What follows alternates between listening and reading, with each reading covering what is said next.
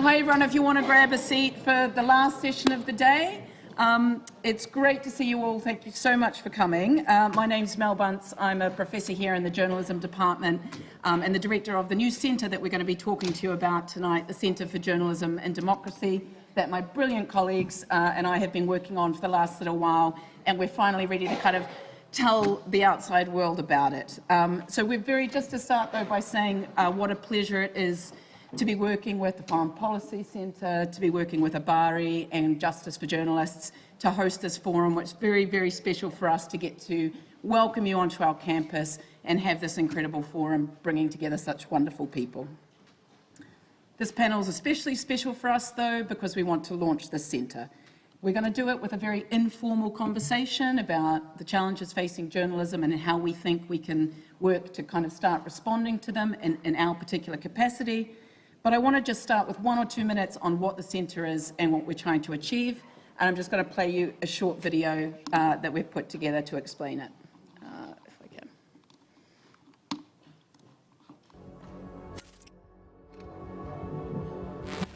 We're really in the midst of a perfect storm of threats to journalism. A shocking 80% of the world's population has less freedom of expression today than they did 20 years ago. Around the world, large news deserts are emerging where there is no local news being produced at all. In a sea of disinformation and hate speech, the truth is becoming more elusive. AI and, of course, social media platforms enable all sorts of information to spread at rapid pace without fact-checking and, as a result, undermining the credibility of news media and journalists, leaving audiences not knowing who they can trust. Political leaders globally are attacking journalists. As of today, 240 journalists have been killed in the Gaza conflict, many of whom have actually been targeted. That is more than the number of journalists who were killed in World War I, World War II, Vietnam and the Balkans combined. We need to be creative and resourceful to solve these problems. But also always holding very true to those core principles of journalism, which are about trusted, accurate information and bringing as many voices as we possibly can into our storytelling. The Centre for Journalism and Democracy here at City St George's, University of London, brings together researchers and practitioners to create a hub to really explore those new forms of journalism, for example, developing and incubating new ways that technological platforms can be used to effectively fact-check, verify and disseminate trusted information that audiences can rely on. Working across disciplines, it's bringing in expertise from politics, from history, policymakers, lawyers, all working together. This convergence of talent will get to the heart of the crises that we're facing. And it is a frightening time in many ways to be a journalist. But it's also never been more important, because this is the era where we can see and defend the value of what we do to ensure that we can secure the integrity of information to keep democratic governance alive.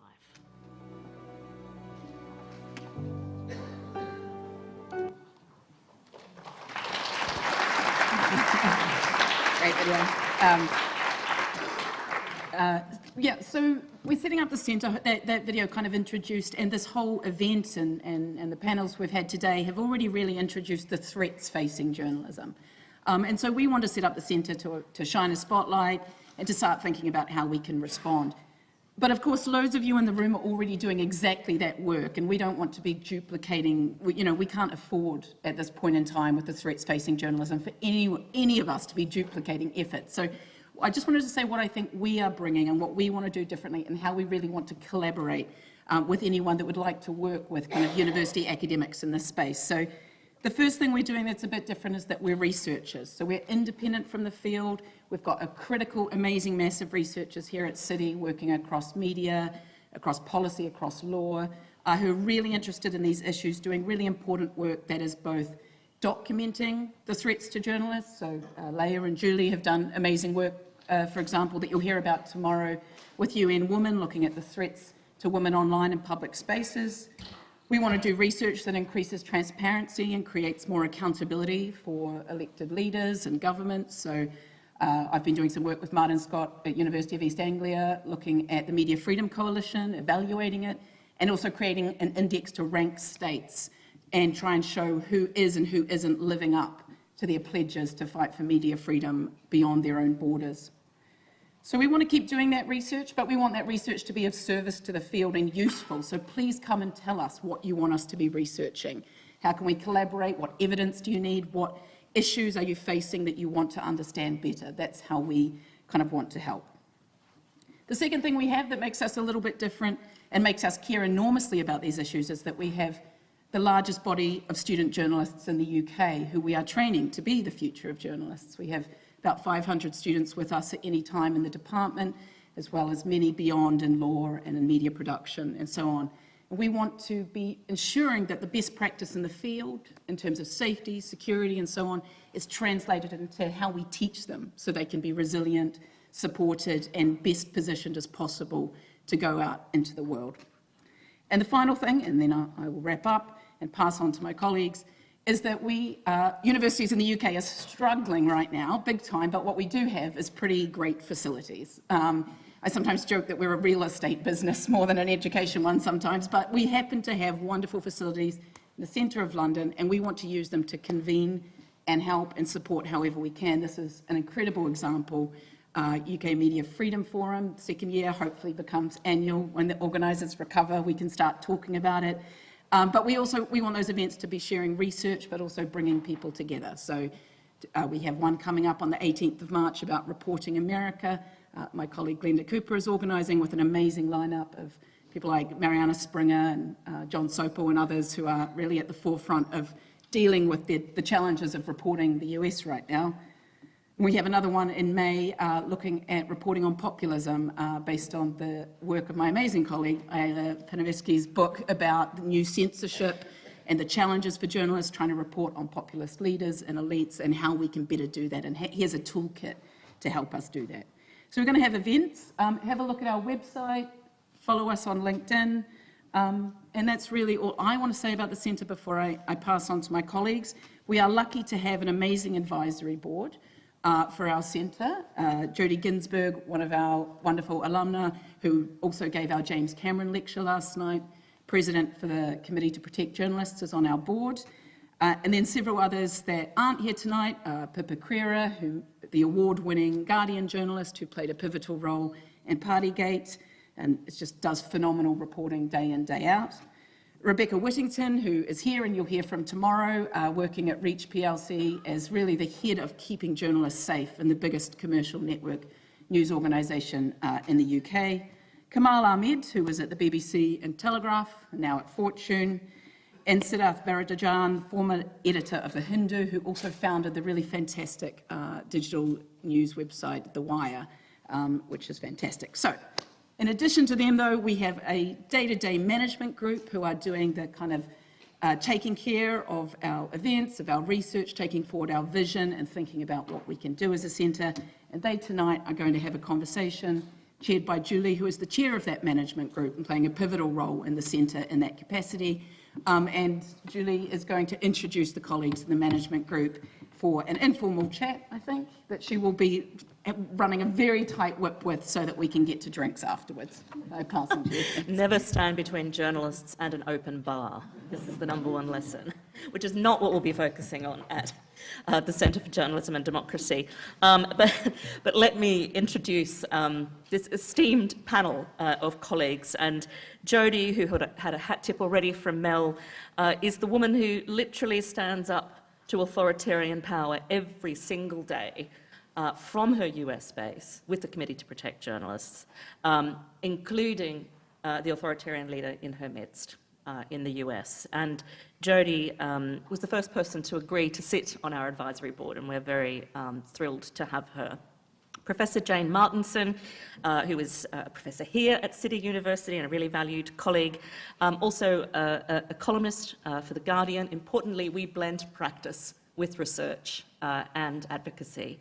And next to Jane is a Professor of International Politics here at City, Inderjeet Parmar. We're thrilled to have him from outside the journalism department, but with deep and detailed expertise on international politics. And finally, last but not least by any means, Associate Professor in Journalism and our Associate Dean for Research in our school, Leah Hellmuller, who is also a frequent collaborator of mine on research projects. And I am going to start with a question which is designed to interrogate not just the threats to journalism, but how these threats are intertwined with the threats facing democracy. And so the question that I've asked the panel to consider is, what is the biggest threat facing the intertwined futures of journalism and democracy in 2026? And I'm going to start by foregrounding gender. We've heard references to the challenges associated with gender throughout the day, but I want to really clarify those. So journalism and democracy face an interlinked existential crisis, which is being supercharged by the so-called broligarchy. You might have heard this term. If you haven't, it means the toxic alliance of rapidly expanding authoritarianism, including in countries previously championed as the defenders of democracy internationally, and it blends it with the oligarchical power wielded by the largely US-based tech bros. So the broligarchy. And I'm sure Carol Cadwallader, who speaks and writes extensively about this phenomenon, will share more with you tomorrow about this. So misogyny and gendered disinformation are key tools in the authoritarian playbook, which seeks to obscure and undercut trust in facts and to silence critical voices, especially women journalists' voices, women human rights defenders' voices. All I need to say is quiet, piggy, and you'll know what I mean. And the objective is to avoid accountability. So increasingly, this playbook is proving effective, though, in rolling back rights and corroding the rules-based order designed to secure democracy and the human rights, including media freedom, on which public interest journalism depends. So that's my quick take on an intersecting threat and challenge. But I want to turn to my excellent colleagues. And from your perspective, Jodie, I'm sure it's difficult to pinpoint a single critical threat at the intersection of journalism and democracy. But how would you characterise it? So I had one answer, and actually I've slightly changed it as I've been thinking about this over the last couple of days, actually. And I think the answer I'm going to give to that question of what is the greatest threat is actually complacency. And I speak from the perspective of someone who has now been living in the United States for 4 years. And when we knew that Donald Trump had won the election, we issued a statement as the Committee to Protect Journalists, warning about our concerns about what might happen based on the comments that he and others had made about their attitudes to a free press. And quite a number of people, including individuals in fairly senior positions in the media in the United States, told us we were being hysterical, that we were being catastrophists. And yet, 3 months later, almost in the first week, we saw Donald Trump eject the Associated Press from the White House press pool for simply saying that the Gulf of Mexico was the Gulf of Mexico. And that was followed by the evisceration of Voice of America, Radio Free Europe, Radio Free Asia, the slew of lawsuits we saw against organizations that had started prior to his inauguration but continued, and it happened very fast. And even today I hear, despite the fact that we've seen journalists tackled to the ground by ICE immigration enforcement officers, despite the fact that we're seeing journalists being sued, despite the fact that we're seeing the politicization of the Federal Communications Commission, the regulator, I still hear people sort of saying it couldn't happen here, that somehow countries like America can't possibly be like Hungary or Hong Kong. Let me tell you, they can, and it happens really, really fast. And unless you are ready, unless you are prepared to stand up and defend those principles when they are tested, then those principles mean nothing. And so I think one of the greatest dangers to me, to media freedom and to democracy and to journalism is complacency. Thanks very much, Jodie. And I would add to that exceptionalism, particularly in the US. Complacency and exceptionalism combined are a really dangerous blend of attitudes when trying to combat these challenges. Jane, can I come to you as somebody who still works actively in journalism, and particularly through a UK lens? What do you think is the biggest challenge here? Thank you. When you said the question here, the biggest threat, I think one of the issues, and you alluded to it by mentioning this perfect storm, is that we are facing such a multifaceted crisis, really. It comes from technology and the technology changes that came with such hope, but are now, I mean, I recently called it the age of disillusionment, because we realise that some of this technology has been used for private greed against public good. That obviously comes with the economic crisis, that it's very hard. We heard from the panel earlier the use of legal lawfare, the fact that journalism organisations don't have the same funding as they did. And that also, I think, comes with an issue of the politics. So for me, I really wanted to focus on the issue of independence that comes from ownership and security. Recently, I wrote about, as did many of us in the media, about the Washington Post. The recent severe cuts, 40% of the workforce, including the reporter in Ukraine who heard via video link while reporting from a war zone, bringing, there could be no better example of on-the-ground reporting, bringing the news that matters, trusted sources of news. And actually, their strapline, the Washington Post strapline, is "Democracy dies in darkness." And to me, there is no better example of an organisation that, at the whim of one very rich man who owns the newspaper, can end that kind of reporting. And there are two things. So I do also wear another hat. I feel like I juggle hats at the moment. And I joined the board of the Scott Trust, the owner of The Guardian. And I mainly mention it for those of you who didn't listen to Shirin, the Noel Clark legislation, which was unbelievably expensive.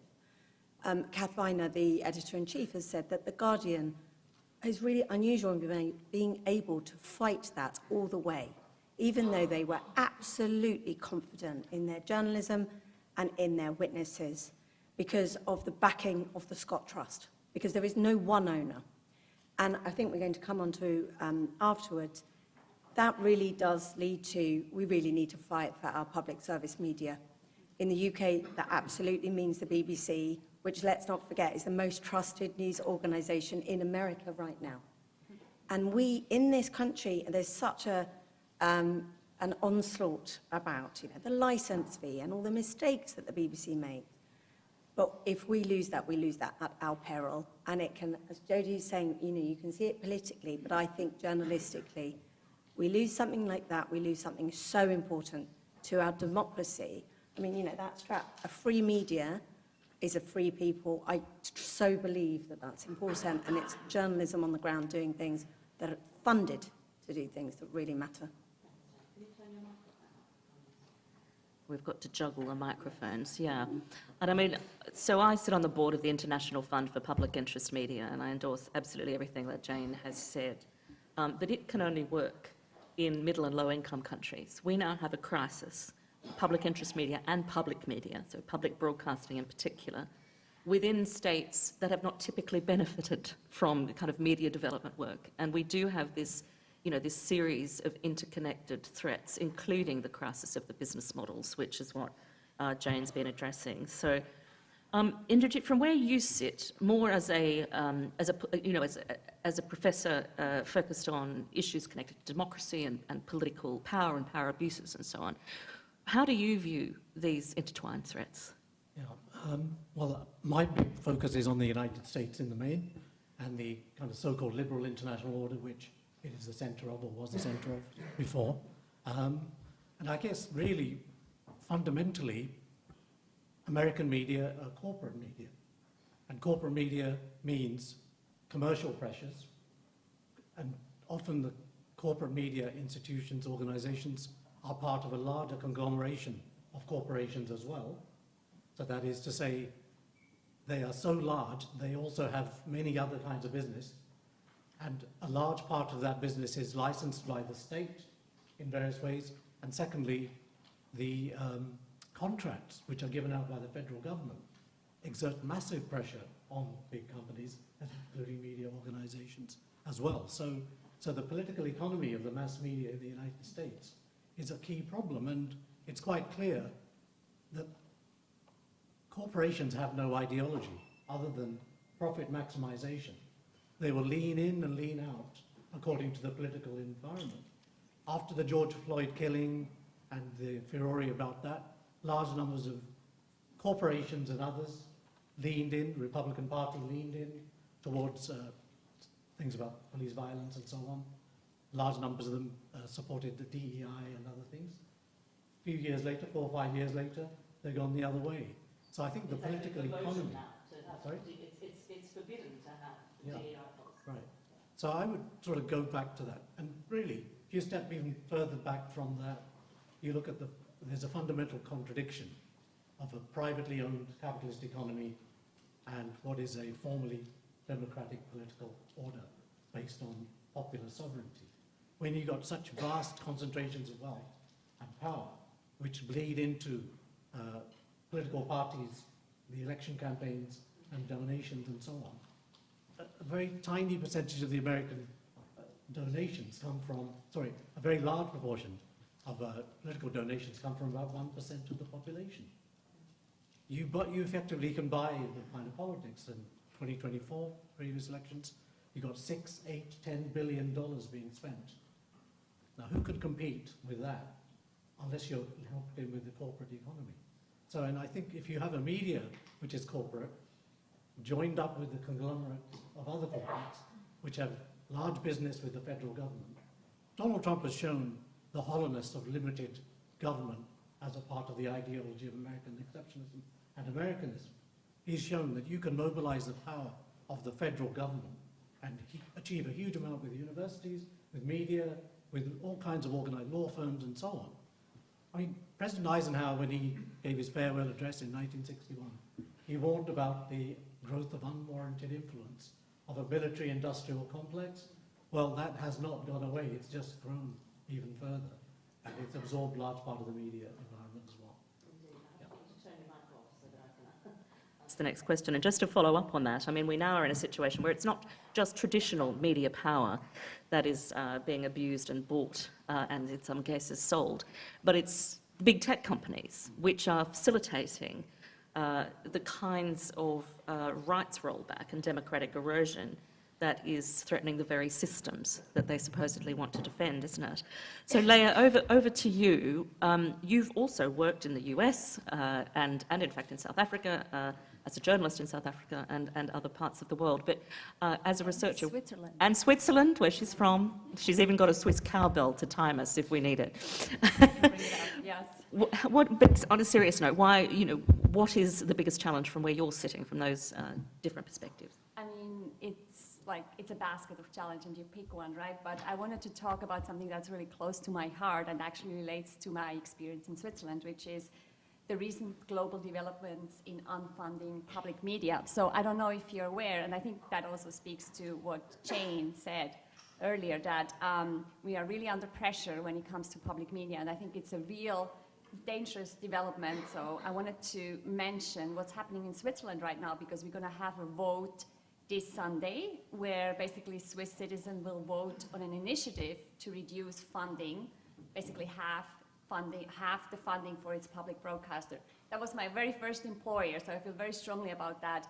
And the proposal calls for reducing basically the media license into half, but also as an exemption for all companies from the fee. So basically what that will mean is it's potentially thousands of job loss, serious threat to information integrity.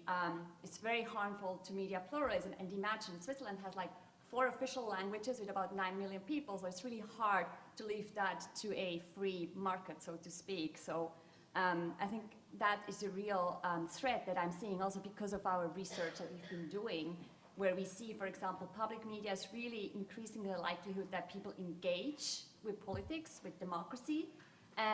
It's very essential to basically reach a market, like to reach disadvantaged groups or minorities.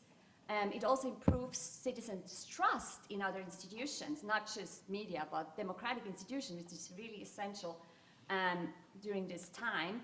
And also with disinformation, you know, becoming more cheaply produced with AI and so on, we have seen in recent studies that a strong public service media sector can actually act as a protection and resilience to disinformation for those citizens.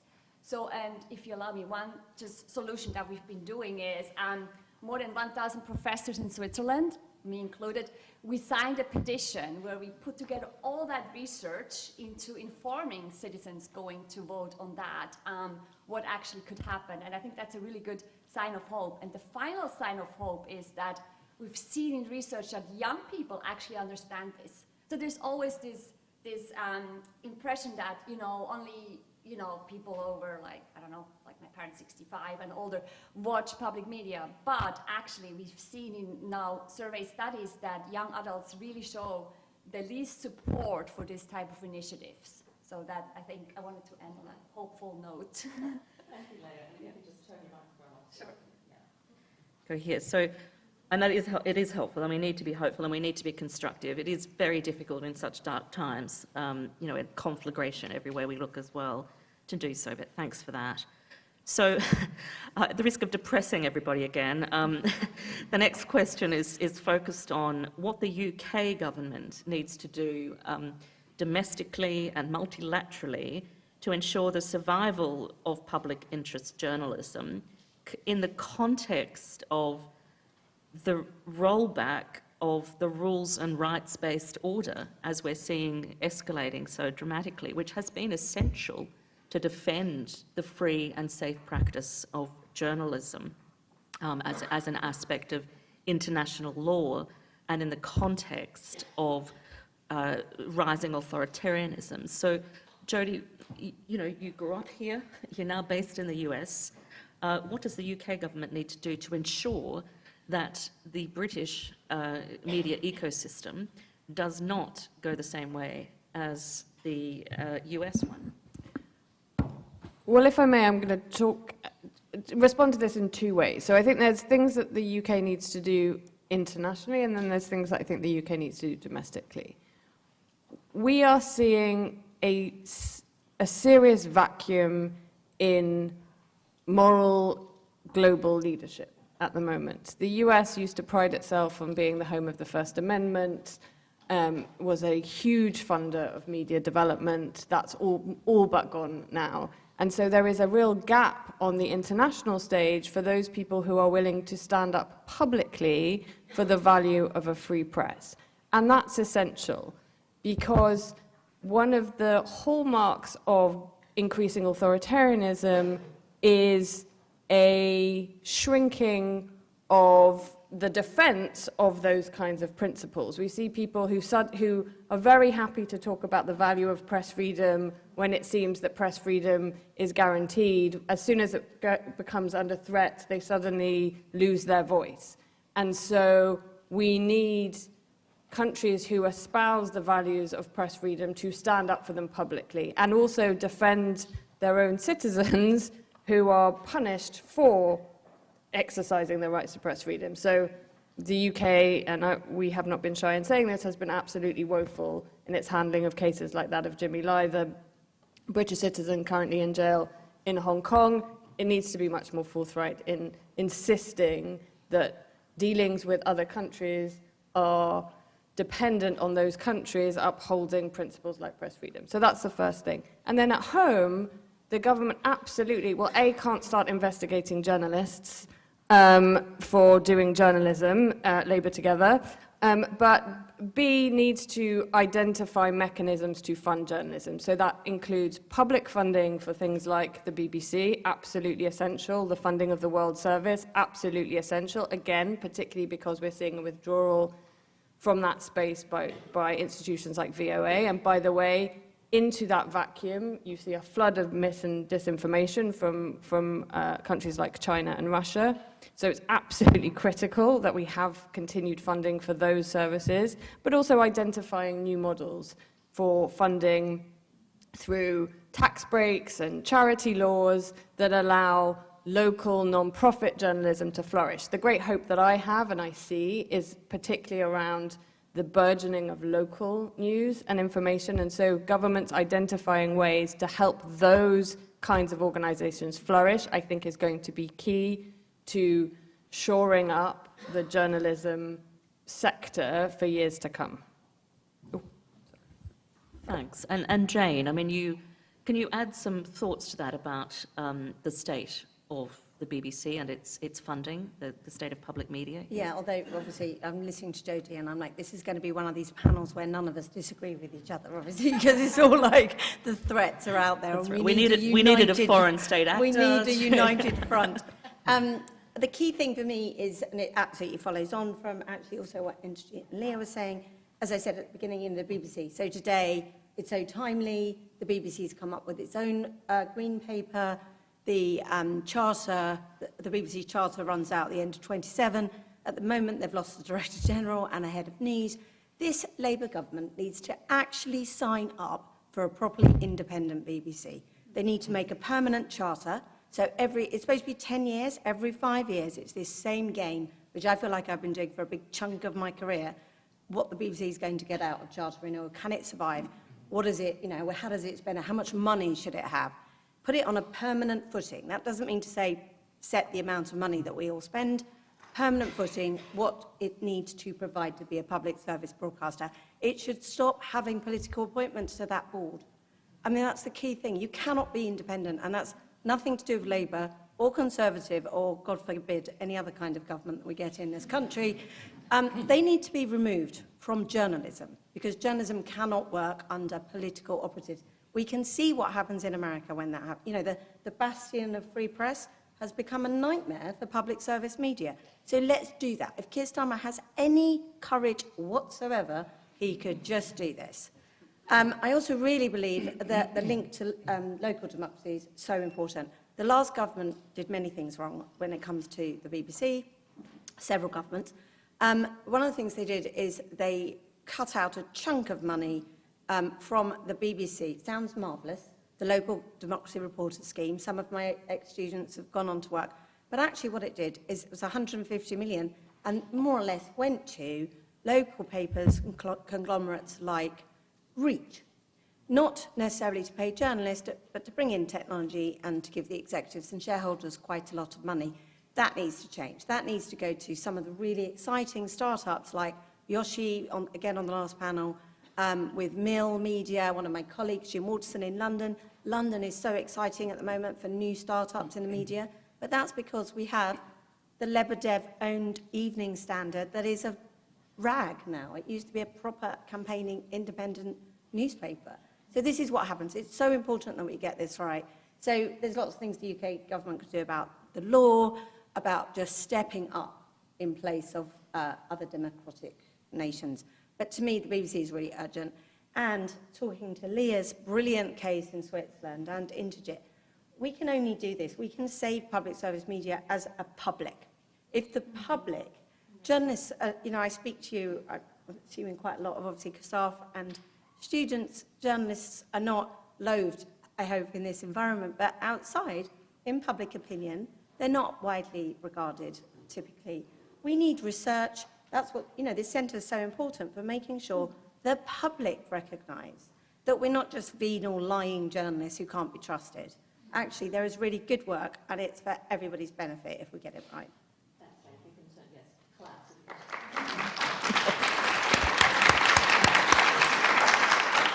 Thank you. It's really restrictive when you're trying to chair and you can't have control of your microphone.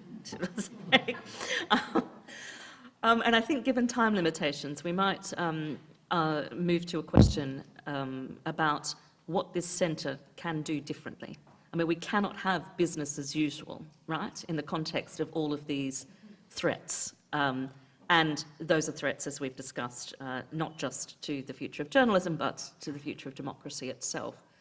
So, Inderjit, I'll come to you next. What do you think can be done in a way that moves this centre from the usual terrain of a university research centre to one which is trying to do something different and better?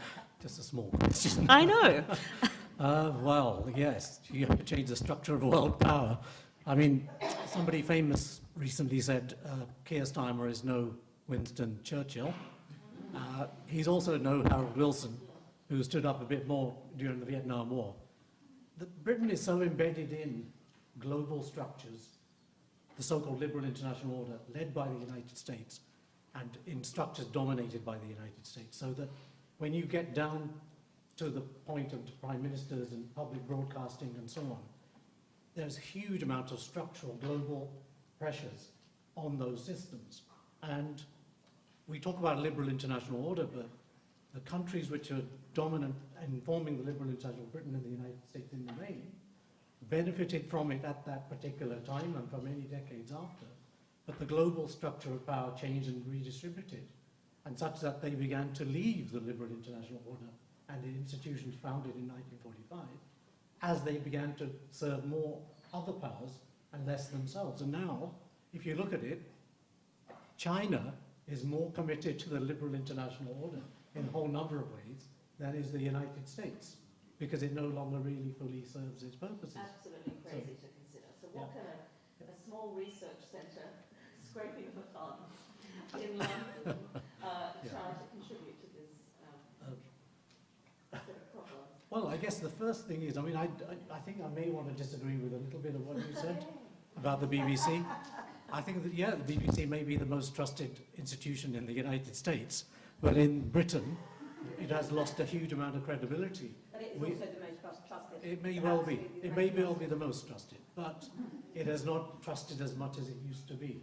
No media Right? is. So, but I would say there are good reasons why it's lost credibility, even amongst its kind of core demographic people who want to trust it. We've seen the last 2 or 3 years of Gaza and what's gone on our screens, yet the way in which it's been portrayed and sort of interpreted by the BBC, by the instructions from the board to the journalists and so on, or what kind of language you can use and what you can't use, and yet people can see with their own eyes what is happening. So the first thing I guess you could do is, which is one of the great things that is different about Britain compared to the United States, is there is a much more kind of critical, radical tradition which believes in the state and public provision. And we need to kind of fight for that. But that's not the only thing. The other key thing is that even the BBC under a lot of political pressure. And I think we have to kind of not see the BBC just as an elite institution, but it has to be connected with people who are protesting and for democratic rights more broadly as well, in order to create that kind of broader coalition.